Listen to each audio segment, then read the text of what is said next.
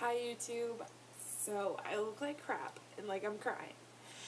And the reason is because of a book. Okay. Wow, I feel like an idiot because it just, wow. I can't remember the last time I got this like upset over a book. And I just want to say, I love you and I hate you to my YouTube subscribers who mentioned this book to me. I love you because the book was great, and I hate you because I'm crying. Oh my goodness. This is the book. It's called Firefly Lane by Kristin and I read True Colors by Kristin and I had and I had done a review of that book, and I really liked it. So a couple people mentioned Firefly Lane to me. I was like, okay, well, I guess it's time to read that book since I did enjoy her writing. Holy moly. I'm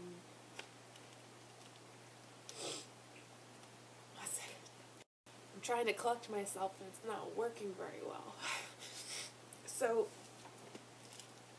a lot of people have seen the movie Beaches with Bette Midler, and it was interesting because I didn't know what this book was about at all, and when I opened the cover, no wait, where did it say it?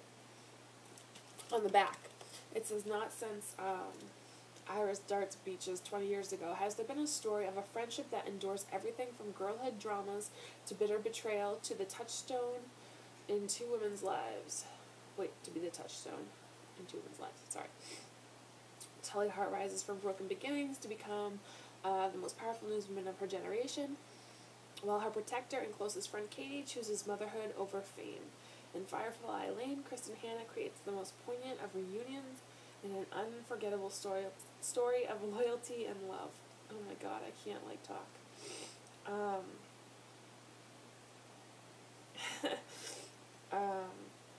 One, you know how like authors kind of review other people's, just part of it says, you won't be able to turn the pages fast enough on this emotional powerhouse of novel. Lock the door, take the phone off the hook, settle in, and keep a big box of tissues nearby. Don't say I didn't warn you. So when I read the back about it being like beaches, if you've seen the movie Beaches, you know that these two little girls who come from totally different worlds become really great friends at the beach one summer, and they correspond through letters and things and tell each other about their lives, and in the end one of the women has a child, she gets sick, and then the other woman who has a very different life, Bette Midler's character, she comes in and she takes care of the woman while she's dying, and then she ends up like adopting a little girl. So in this book I'm thinking, okay, so they're gonna be best friends, someone's gonna get sick and die, yada yada. So I was like, okay, oh my gosh. So the whole book I kept thinking, okay, people said it was making them cry, and I got this far through the book. I'm like, well, where is this happening? And it seriously, just the last few pages. Oh my god. So sad. And written so well. That's like killing me. I do and I don't want to tell you her illness. I don't want to tell you because I don't want to ruin it. But I do want to tell you because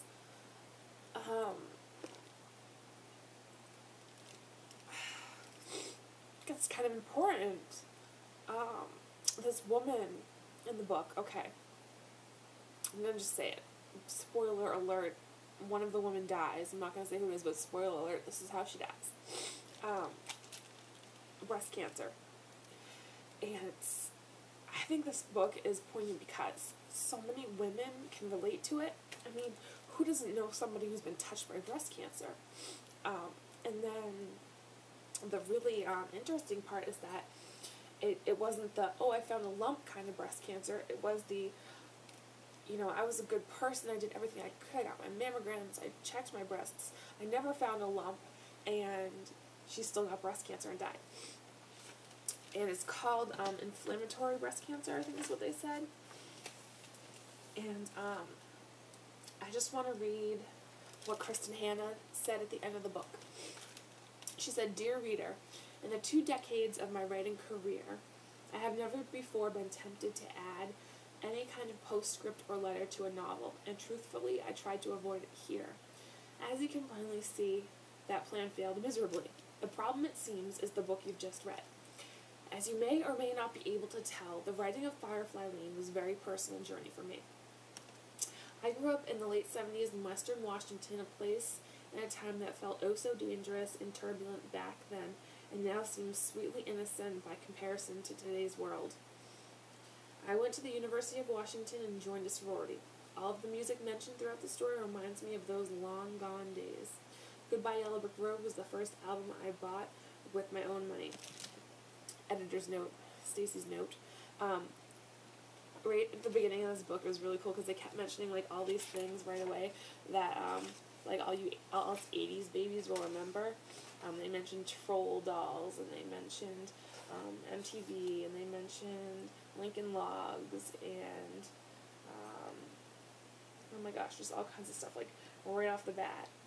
So that was really kind of neat. And a lot of the songs, you know, were Madonna songs, and just all these 80s things were kind of cool. She just brought them in really well to the story.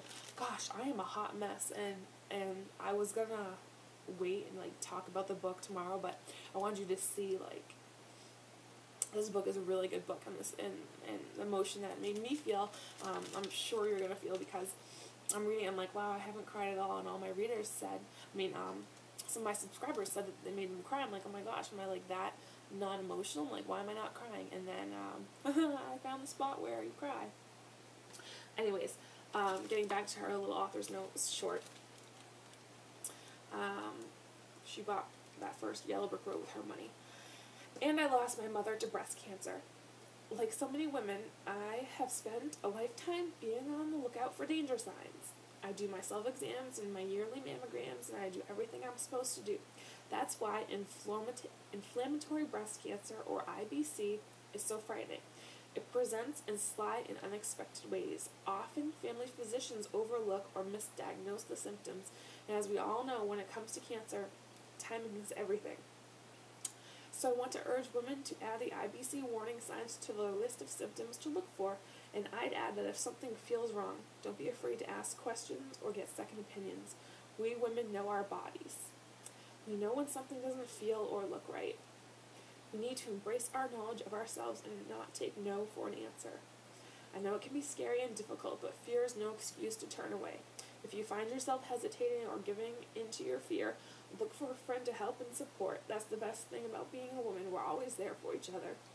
As Tully and Kate would say, no matter what." Thank you for reading, Kristin. So it was, interesting because the inflammatory breast cancer, it's not the lump. It starts as like a rash, and or it looks like a bug bite, and so it gets misdiagnosed and mistreated.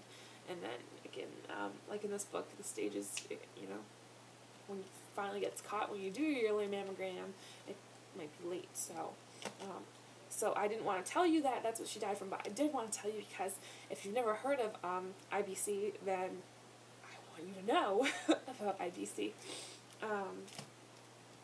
Yes, read this book. Yes, you're going to like the writing style. Yes, it's going to bring back memories. Yes, it's going to bring you through their ups and downs. And I really highly, highly recommend this book. Not just because it made me cry, but it was just such a unique view of seeing people's lives and what they have to go through, and how friendships can endure through even when like you're upset at each other, kind of thing too. So yeah, that's it. I'm gonna go and throw some cold water on my face, and let me know what you think when you read this book. And again, when you get towards the end, make sure you've got some tissues nearby. Seriously. Thanks for watching my hot mess, and I look forward to sharing more with you soon. See ya.